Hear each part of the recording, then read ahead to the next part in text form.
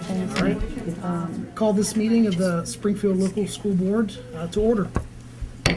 First, we have roll call. Mrs. Collins. Here. Mr. Hess. Here. Mr. Dinkins. Here. Mr. Hofer. Here. Mrs. Dodson. Here. Now we'll have the Pledge of Allegiance. Everybody please rise. I Pledge allegiance to the flag of the United States of America and to the republic for which it stands, one nation, under God, indivisible, with liberty and justice for all. We will postpone item 4.1 on the agenda until next month. That's a presentation by Bill Stauffer on House Bill 555. And we will proceed directly to item 4.2, which is a presentation by Dustin Boswell regarding the graduation pictures. Dan's going to put some visuals up on the screen here of different mounting options that we have for the class pictures displays. At last month's meeting, when we looked over the system, the board advised that they would like to see a more stationary mounting system, something that was secured to the wall, so it came up with several options here. And another thing that the board said that they would like to see one of the monitor displays more like the class pictures that are currently displayed, so a composite of all the pictures together. So we came up with a side-by-side solution here. This is one solution that I found. The arms are pivotable, so we can move things around. It has a keyboard there so people can type the names in there. The computer would be mounted at the top of the track. We have some options on how high we mount those monitors with it being on a track solution like this. And cable management, we can hide the cables in that track going up the wall. So this is probably the best solution. I like it the most. And this shows smaller monitors, but they do have a option. They just didn't have a picture of it that will hold larger format displays. Dan, if you can go to the second page, please. This option, similar, it's a track mounted system, but the arms are more stationary. The keyboard, you don't have that pivot in them, so I mean that could be an advantage that they can't be moved around by visitors coming up to the solution there. So that is another option there. Basic premise is still the same, except for in this option the computer is mounted at the bottom, which I think is a big con for this system, that the computer's down where it can be kicked or vandalized or whatnot. So that's a con to this solution, but the displays and keyboard are more stationary there. And the third option, you've probably seen these more similar to home use TV displays that you might have in your living room or den. We could utilize these. These do have arms that we could adjust the tilt and angle, but we could lock them in place and make the displays stationary at that point. Those type displays are only for the monitors, but they do have a keyboard arm that we could put lower down the wall for the keyboard and mouse to the system. One of the cons with this system, we don't have any cable management. There's not that track there, so we'd have to cover up the cables with conduit or something like that. So it's just not as total of a system. We could piece it together, but if you like the monitors being locked in place, we could do something like this. I would recommend the first solution that I showed. I think that gives us the biggest advantages. It's a solid solution. We have cable management in with that system. I think it would look the best in the area. Estimate on how much that would cost, Dustin? Total cost just for the mounting solution would probably be about $600, $700, right around in that range. I mean, that's not including the computer or the displays or anything, but the mounting solution would be right around in that price range. It's not really portable, so if we wanted it to be accessed in more than one location, you'd probably have to buy multiple units. Yes. Yeah, this would be secured directly to the wall there, so it would not be portable at all. What size monitors are you thinking? I was thinking like around a 37-inch, something like that. That would be, yeah. Dustin, this isn't something we're going to purchase in the next couple months, like month or two, is it? Or are you looking at this is just some examples right now, because who knows where we're gonna put it in the new school. We're thinking about putting it somewhere, but depending on, spacing, and are we gonna drill these into concrete? Is this gonna be into Yes. wood? What's it gonna be into? So, we're still a ways away from deciding what type of unit. I think it needs to be in place when the building opens in August. Right, but I mean, So when you say a couple months, August is really not that far away. So it really is just a couple months. I think we Yeah. need to, in the next couple months, come up with Right. a decision as to what we want and where we're gonna put them. okay. Well, we talked about having a portable unit or two, but is there any way that we could have one, like, will the community room be open when, like, basketball games or whatever, for people to be able, if you have it in the community room? For access? Yeah. I mean, we talked about putting it in the community room. Is there, or another We place? talked about putting it in the lobby of the, as you come into that event entrance also. For $600 to $700, I think we should consider buying 2 units. Yeah, I was and thinking the having same one in thing. each Mhm. location.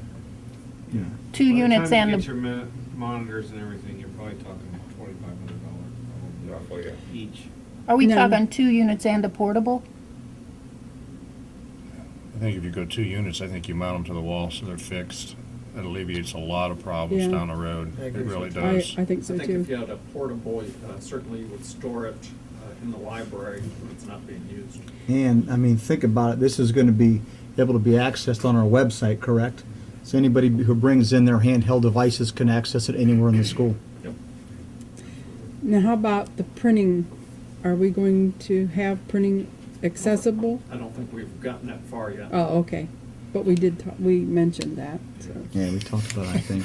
His bell's going, his mind's working. He can see the dollars Yeah, I and don't cents. think that's something we shouldn't consider. That's too much of a headache, I think. And people can print them at home if they Yeah. want their Well, picture that's taken. true. Swipe or card. Yeah.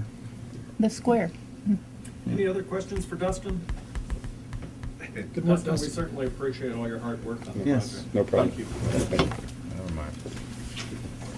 How much we spend on this project so far? Now we will have a Race to the Top update by Megan Babcock, Lucy Brown, and Mary Meadows. And Lucy's not here this evening, it's just Megan and Mary. We're here to talk to you tonight from the Race to the Top Committee. We are going to be discussing the OTES, the Ohio Teacher Evaluation System, and the 2 separate parts of the Ohio Teacher Evaluation System. We all call it OTES, so please know that that's what we're referring to when we say that. There are 2 parts to the Ohio Teacher Evaluation System. There is the actual teacher side, where we go into the classrooms as we've always have done, and we evaluate the teachers based off of the teacher teaching on a rubric that has been set forth by the state of Ohio. And then there's the second part, which is the student growth measures, which is 50% of the teacher's overall evaluation, and that is based off of taking students from point A to point B in the year and showing growth. Within the student growth measures, there are 3 types of teachers. There's A group teachers, B group teachers, and C group teachers. Which one would you like to talk about? Yes. I will go ahead and talk about A group teachers. A group teachers are the teachers that will be based solely off of their value added data that they have from the previous year. So those are the teachers that the second 50% will be based off of that, what they have coming in through value added. And the value added comes from the OAA scores. Right now, it's 4 through 8 in reading and math, and 5 and 8 in science. So 4 through 8 reading and math all have value added. 5 and 8 in science have value added. Then we have B group teachers, and B group teachers are teachers who will have access to Ohio Department of Education approved vendor testing. That would be a test that we would go through an outside source. We would purchase it. It must be approved by the state of Ohio in order to use it in the vendor assessment. This would be similar to, but not exactly as, the OAAs. This could be given multiple times a year. It could be given every month. It depends on each specific vendor and how they have their assessment set up, but is to start with your point A, which is where the child comes into the classroom, and to show the growth over the entire year to take them to point B, C, D, E, F, and hopefully all the way through Z to get them the full year's growth. And then C group teachers, they do not have value added, and they also do not have the option of the vendor assessment, the vendor assessment. So they have to come up with what is called an SLO, a student learning objective. And that is something that we just had our waiver day. Half of our waiver day was spent training the teachers on the SLOs, what we call them, and how to create this SLO. Every department will have to create an SLO to show growth, again, from the point A, where the student starts, and where they end, showing the growth throughout the year. So the teachers are working hard to come up with their SLOs that are going to have to be in place for the 50% of the OTES. Megan, can you give us an example of what those teachers might teach? What subject area? Family and consumer science, what I teach would be one. Music, art, let's see what. Choir, PE, physical education. Those subject areas who don't normally take student achievement They will tests. also not be the only ones with SLOs. People who are in A group and B group can also write SLOs to incorporate that into their student growth measure, also along with the value added or the vendor assessment, until the following school year, which House Bill 555 changed, where then the person who has value added must take that for all 50% of their student growth measure. So SLOs, if it's the A group, it's their own call whether they do it or not. I thought SLOs were for everybody. It's mandatory across the board. For next year, SLOs will be for everybody. Everybody, right. But in the 14-15 school year, if you have value added, it's 50%. It's that 50% of the student group. Right. I know I'm talking 50%, but the 50% is the 100% of the second side. All right, so SLOs for 1 year, and then they're going to get rid of them. For only those people with value added. Value added, For right. only the group A teachers. Which actually is only about 27% of our teaching population. Right. At this point. That's going to change too with the new generation assessments, but at this point in time, that's where we are. And we took, with our teachers, we took a pre-assessment and a post-assessment for them in our workshop that we did the other day, and this is one of them. The orange stickers are where teachers started out when they said, how confident are you that you could explain the types of student growth measures that can be used in teacher evaluations to others. And they started out with people who were actually off the chart down here, but we put them on. So not confident, and the highest we had was somewhat confident. And then after we went through actually the SLO training, we came back in and they did the pink and the yellow stickers. And so they grew on their confidence in actually what an SLO is and how they are going to help incorporate it into their own classrooms. You do an SLO for each student or each classroom? Each subject. Each subject, okay. Yes. Anything else? Being it's the state of Ohio that we're dealing with, this is all subject to change probably again. Crazy. Seems like it could be much simpler. Yeah, it just sounds so complicated. In 3 years, it'll change anyways. Or Based on, two. based on the history of what's going on in Columbus. I'm not getting this. Who's not? Yeah, that's true. I do have a question. Sure. Because in value added in manufacturing, we're always looking to incorporate something else into the product to make it more attractive. Is that the same kind of thing in the relationship in teaching? Because I'm kind of lost on that term. Value added is taking the growth of a student and having them make 1 year's progress. So if you have a 7th grade student come into 7th grade, you want them to be at the end of 7th grade when they're done, if they're at the Okay. start of 7th grade. So you want to have them increase that year. There's a year's growth that they need to achieve that gives that score. All right. So, But they don't necessarily have to, I mean, if you're a little less than that, like if you have 6.7, as long as you get to 7.7 or what have you, your year's growth, you've gotten your Absolutely. year's growth. For students with disabilities, it's if you have a student with a disability who comes in below grade level in reading, the goal is to take them 1 year's growth, not to take them, I mean, yes, it would be wonderful to take them up to grade level, but the objective is to take them at least a year's growth. And that's the objective, is take those kids where they're at and move them ahead a year. And that's why we have excelled here at Springfield and been rated as excellent the last 2 years. It's been based on our value-added numbers because we do a great job of taking the kids where they're at and moving them ahead at least a year every year. So we're proactive. Correct. Right now, we're ahead of the game, is what they're That's- telling yeah. us. I guess my question on that is, how much does that cost us to excel those students to that point? It's what teachers get paid for. That's why we're in the classroom, to help those students. Okay. Fair question, fair answer. So, I mean, really, that's our jobs.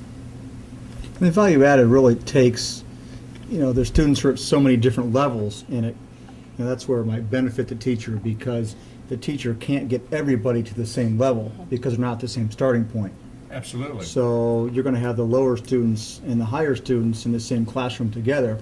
But if they all make 1 year's progress, then that's the good thing. That's the goal. Whereas previously, it was you were proficient or you weren't proficient. And, I mean, you could have a student walk into your classroom that no matter every trick you try, everything you do, everything you teach them, it may not take them to that proficient level, but they could grow tremendously. Now this is taking that into account for when they do teacher evaluations. And they weren't getting benefits for that. They weren't getting, That's correct. It was Right. either you passed or you didn't. right. And that's the assumption, that everybody started at the same level and you want them all to finish at the same level. And that's not going to happen. Yes, one of my concerns, and it's nothing that you can do, it's more of a state issue, is we're gonna spend so much time, it seems like, evaluating, and it's gotta take away from the actual work that we need to be doing in the classroom.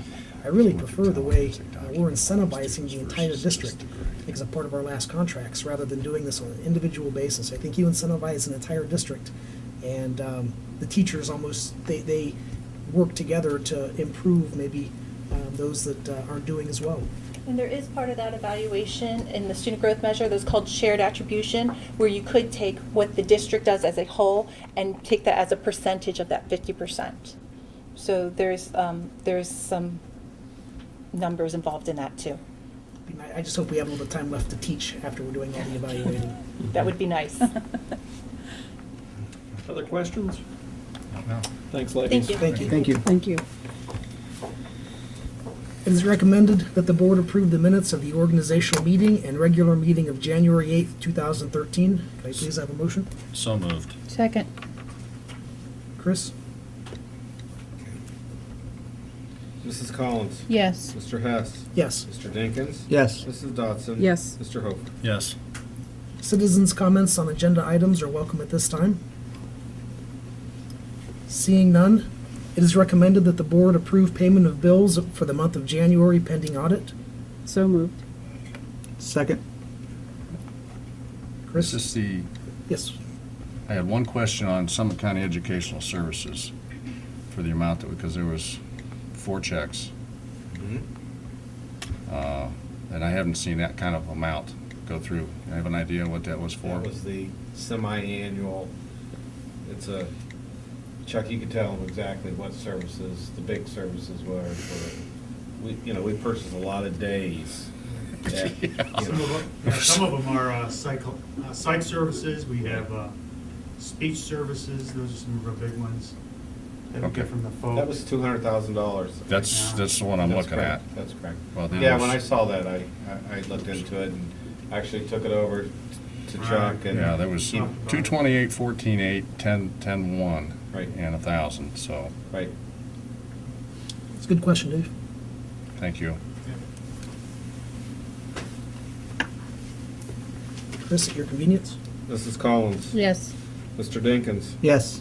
Mr. Hess. Yes. Mrs. Dodson. Yes. Mr. Hofer. Yes.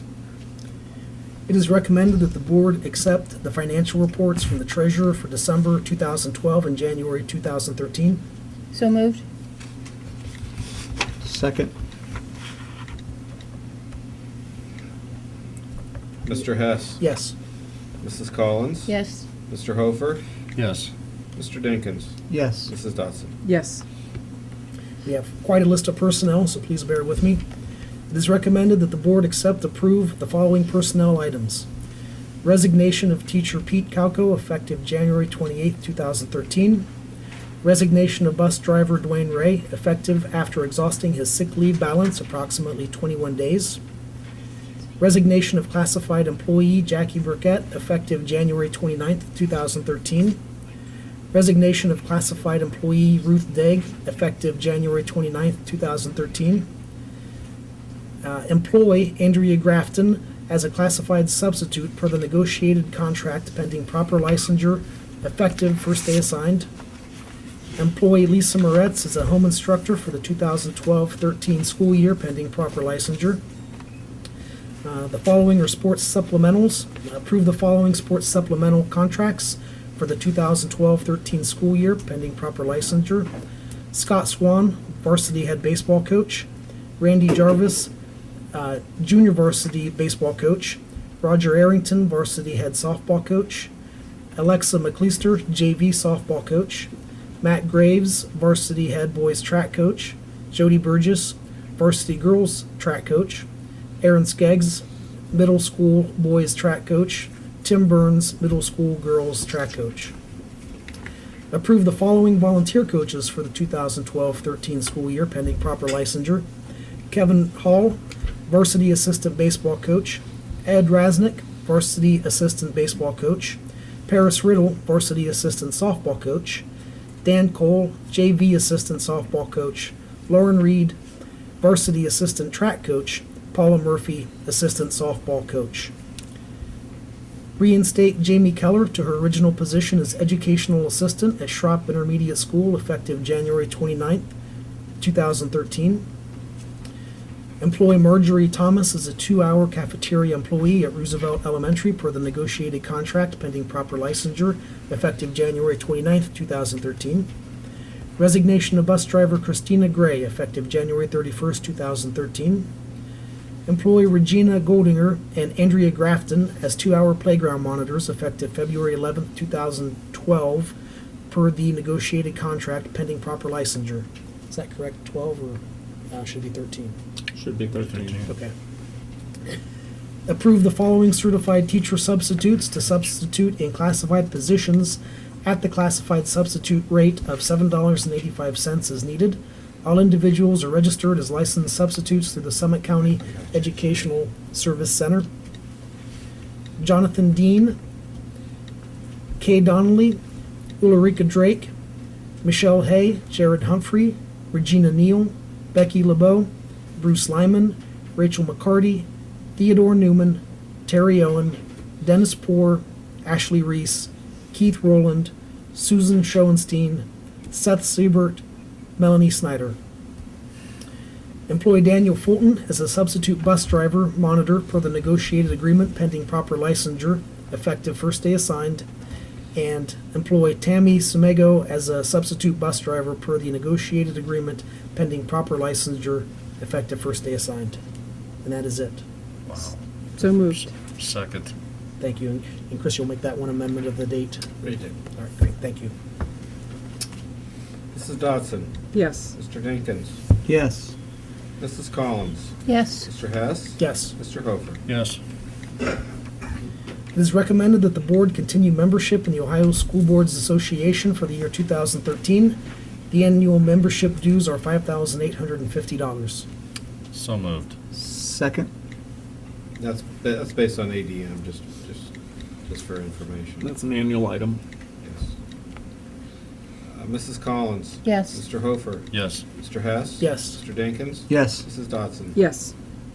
It is recommended that the board approve joining the OSBA Legal Assistance Fund at a cost of $250.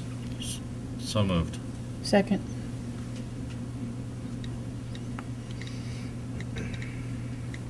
Mrs. Dodson. Yes. Mrs. Collins. Yes. Mr. Hofer. Yes. Mr. Jenkins. Yes. Mr. Hess. Yes. It is recommended that the board approve a resolution establishing a limit on blank purchase orders not to exceed $5,000 per purchase order. So moved. Second that. Any discussion? Did that, correct my memory, did this not come out of the audit? That's correct. Okay. Per Ohio Revised Code, until the audit is officially released by Dan Jost's office, we're not allowed to discuss the actual But you will notice throughout that we've addressed some of the, what we call the housekeeping items that will be talked about once the audit's released itself. And I'll go over the audit next month. It was a good audit. Yeah, that was interesting. Mrs. Dotson? Yes. Mrs. Collins? Yes. Mr. Hofer? Yes. Mr. Hess? Yes. Mr. Dinkins? Yes.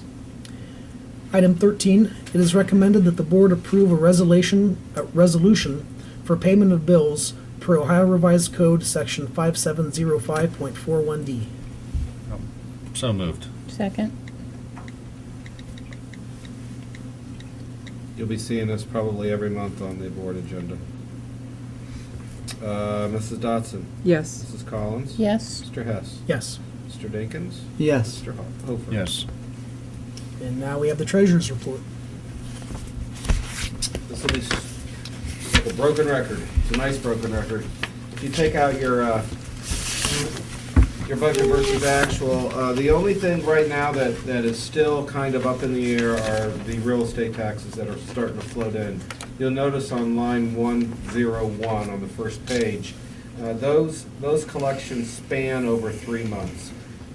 We started our advances right now. The way the county auditor does is as people pay, we get in, it's called the advance. We get the money as soon as they collect it. They usually disperse it, usually every other week on a Friday. And it doesn't end until the final settlement in April. I have projected that we were going to be receiving less than we did last year. Some of the new numbers from the county auditor are suggesting that it might get a little better. If it gets a little better, that's great, but again, I'm taking a little cautious approach. We received our casino money. The foundation has pretty much been settled. On the expenditure side,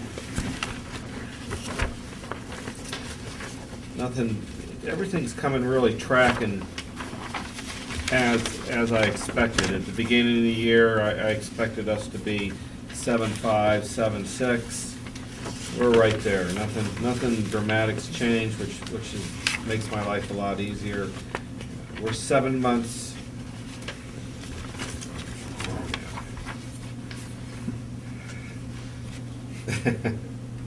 I'll tell you after this is over. But we're 7 months actual, 5 months budget, and we are as originally expected. No surprises, which is wonderful. We're doing well. We're doing well. I have an 89-year-old father that discovered FaceTime. Oh, no. Just FaceTime. Twice.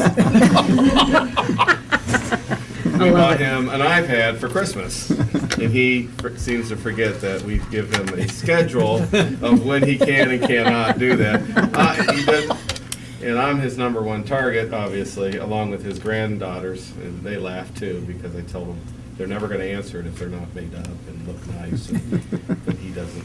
God bless him. So he sends it to you because you'll answer no matter what you look like. Well, I'm going to call him after the meeting. Yes, I don't care what I look like. He has impeccable timing. He does have, and he'll keep doing it until I accept it. So. Chris, what's the revenue on the casino? Right now, you probably read in the newspaper that casino revenue is down, and it's down because of these small little, what are they, internet cafes. Mm-hmm. So there's a big push going on. What we received were just for 2. And third's going to be up and running, and then fourth and the final one is Cincinnati? Is Cincinnati. Is in Cincinnati. So if we go on target, we could expect to get $200,000-$300,000. Where am I seeing it on here, though? No? Oh, it's buried in the It's number. buried, Yeah, okay. it's buried in the number. I see your casino note Yeah, I on see here. that. Yeah, that's for my own, yeah. I put stuff on this. This is a fluid document. Okay. About 50,000, I think, was our first.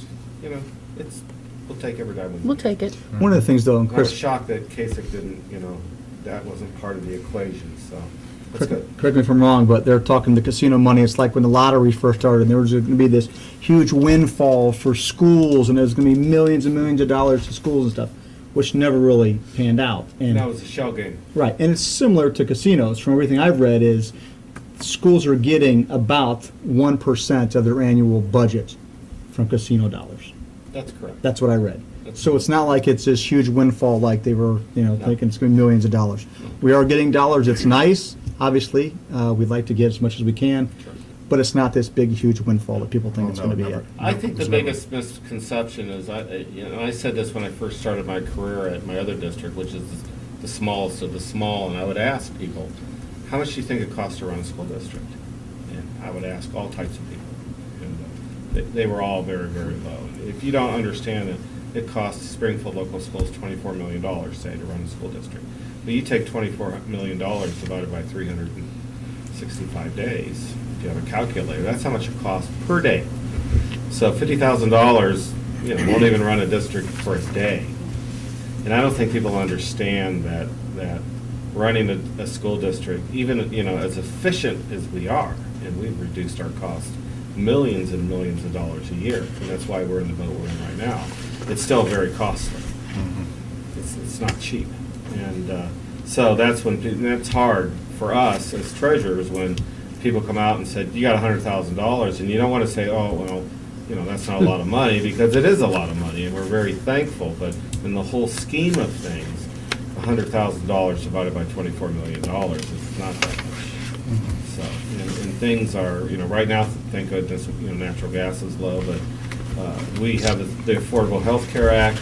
Those costs are starting to kick in, and I think people need to understand that in the implementation stage, in the beginning, it's going to be very costly. Now, hopefully, if it works out as expected, the cost will come down years out. But in the beginning, it's costly. And we've had those conversations with our insurance agent, and it's going to run $60,000-$70,000 for the Affordable Health Care Act right off the bat. But hopefully, down the road, we'll see that $60,000 come back, and that's and we all knew that was going to happen. So. But those are the little things that happen. And it's great getting $50,000 from the casino money, but to put it in perspective, that's a new teacher with benefits. That's one teacher. That's one starting teacher. One starting teacher. That's correct. Average teacher with benefits here is probably $70,000. The difference, from what I can see and what I've read in the papers, is the lottery, when it came in '73, when they gave you money, they deducted that. When they gave you $50,000, they deducted that from state aid. Right. This time, it's supposed to be different. If you get $50,000, they're not supposed to cut any money that they're giving you. From what I've read so far, is that true? Well, yeah, but it's not, because what they can just do is reduce the funding for the schools. I understand, but there was, that language wasn't supposed to That's happen. correct. Is that still tracking that way? Yeah, Okay. but treasurers don't have much faith in laws, especially considering what just happened in the last couple of weeks and all the fuzziness is coming out on school funding, but that's a whole nother topic that we'll discuss later. There's sure to be changes to that before it's Yeah, finalized. Absolutely. There is. We went to a very, very informative meeting, Bill and I. And the bright spot about the meeting is you had a Democrat and a Republican that were working together on education. And you had a very seasoned state senator, and you had a very young Republican state senator, and they genuinely enjoy each other's company, and the younger one was learning from the older one, and they were working well. And I walked out of that meeting, the first time in a long time, thinking that's the way government should work right here, just like this. I mean, they don't necessarily agree with everything that's going on, but they do agree that children need to be educated and say, wow. And public education is not going to go away. The other thing that they agreed upon was that the new funding formula Doesn't probably work. won't work, and it's going to have to be tweaked, or probably more than tweaked. Which is very surprising for one of them to say that openly. So even though the newspaper has published what every school district is getting, that is a proposal. So, Correct. don't get too excited about it yet. Yeah, we still have not received the meat behind those numbers, the formulas, and we're all 620 treasurers around the state of Ohio are going, okay, where's the beef? And we're not getting it. So that may be a good thing, that may be a bad thing. It is good, because the state of Ohio is one of the brighter stars in the State of the Union right now. That's correct, So- financially. Financially, we are. That's correct, we are.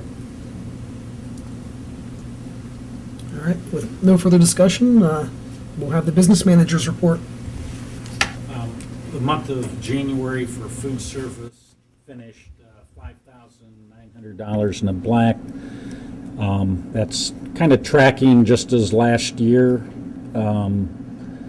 when we finished in the black, a little over 100,000 last year. So I think we're tracking just about the same. If you read in the Beacon Journal, I think it was a week ago, free and reduced lunch sales or applications throughout the state are down 9%. I checked ours from January to January. We're basically identical to last year at 58%. So I guess you can say we're 9% ahead if that trend is 9% down. But the managers continue to do a good job.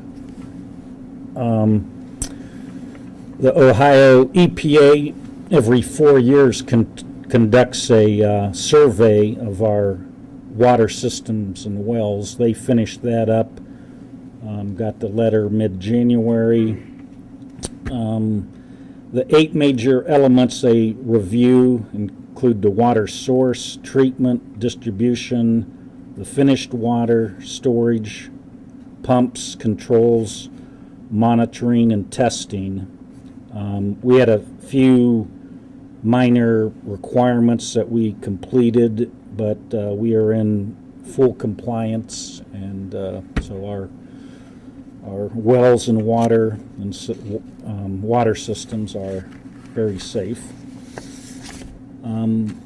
Next thing, I just wanted to go over some of the major dates of the demolition of the high school. Just so you, as we get closer, as Mr. Stauffer said, it's coming real quick, and there's a lot to do. But as you know, the last 2 years, the buildings have had sections of them abated because before you demolish a building, you have to have all the asbestos out. So this is kind of the schedule for this coming summer. May 28th, they're going to start on the board office, abating that building. They don't think that will take longer than a few days. There's not much there. They will start demolishing that in the week after May 28th.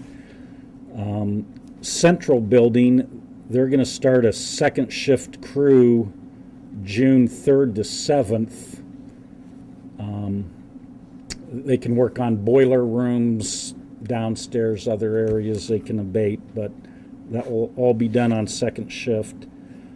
Also, the main building will be, there'll be 4 to 6 crews starting May 28th on a second shift. They'll start abating that. All school personnel have to be out of our entire complex on June 9th. That's the last day anybody will ever be able to get back on that site. So after June 9th, that's when Central Building, and by then the administration building will probably be down. Central Building will start being demolished June 9th. The high school will finish up the abatement on June 21st. So anytime after June 21st is when the main high school will be demolished. We cannot move furniture into the new facility until August 6th or 8th. So by June 9th, we have to move out all our furnishings that we're keeping, and we'll probably use storage trailers because they have to be moved off site while they excavate the parking lot in the back. And so there's a lot to be done, but I just wanted to let you know June 9th is the final date. And I think May 18th is still a tour of the old high school? Move that up a week, actually, whatever that Saturday is before that, so it's like the 10th or 11th, I think. Has to be the 11th then. Pearl and some committee people are planning an open house of the old building for people to go through it one last time. May 10th? Whatever that Saturday is. Must be the It'll be 11th. the 11th. Yeah, the 11th. Thank you, Dan. But any questions, we'll keep you updated as, time gets closer of important milestones. Can I ask, they're gonna start the abatement on the board office on May 28th. They couldn't do it any earlier? Well, they didn't want to, this is most cost effective to bring in a crew on site because they set up their trailers, containment, all that. Yeah, we told them, hey, you can come in, after next week. But they said that to bring in a crew, leave stuff set, they'd rather just come in on the 28th. That crew will just keep on moving into Central Building. So that's the reason it's going to sit. A good example is the crew that we had last summer that was were abating the building. They were out of Columbus, and some of them were even out of Michigan. So those guys were actually coming here and living for the week. Then they'd go home on the weekends. They didn't Okay. abate it all, though? I thought the Central was abated. Yeah, that's what I was thinking. I thought they the were. lower- Majority of it was. They still have the boiler room and then some of the server steam, room. Oh, steam steam pipes lines. and stuff that they couldn't take out. Right.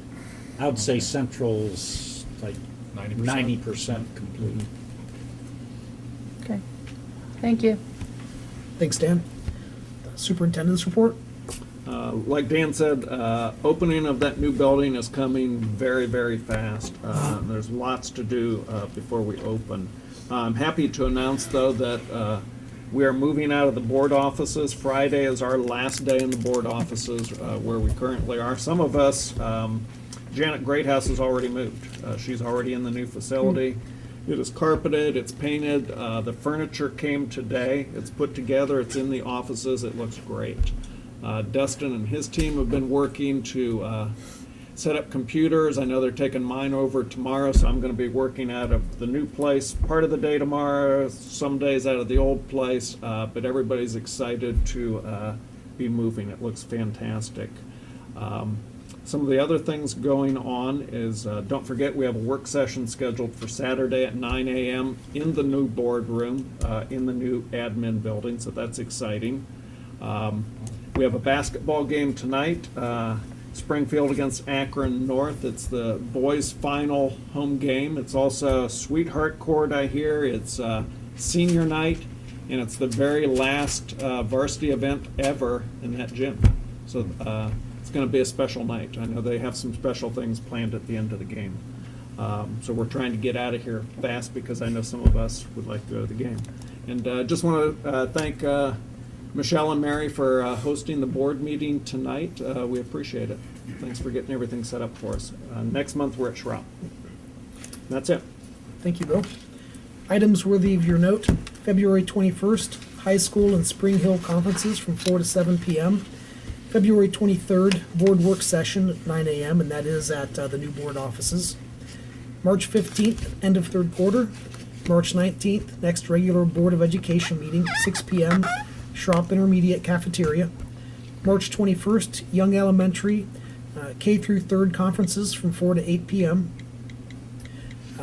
March 21st, high school and Spring Hill report card pickup from 4 to 7 p.m. March 29th, spring vacation begins, and April 8th, classes resume. At this time, we will take citizen comments. Seeing no citizen comments, I will move to item 19. It is recommended that the board go into executive session at this time to discuss personnel. So moved. Second. Mrs. Dodson? Yes. Mr. Hofer? Yes. Mr. Dinkins? Yes. Mr. Hess? Yes. Mrs. Collins? Yes. And we're going to be in room 106, and there will be no action. Thank you. Thanks for being here this evening. Appreciate it.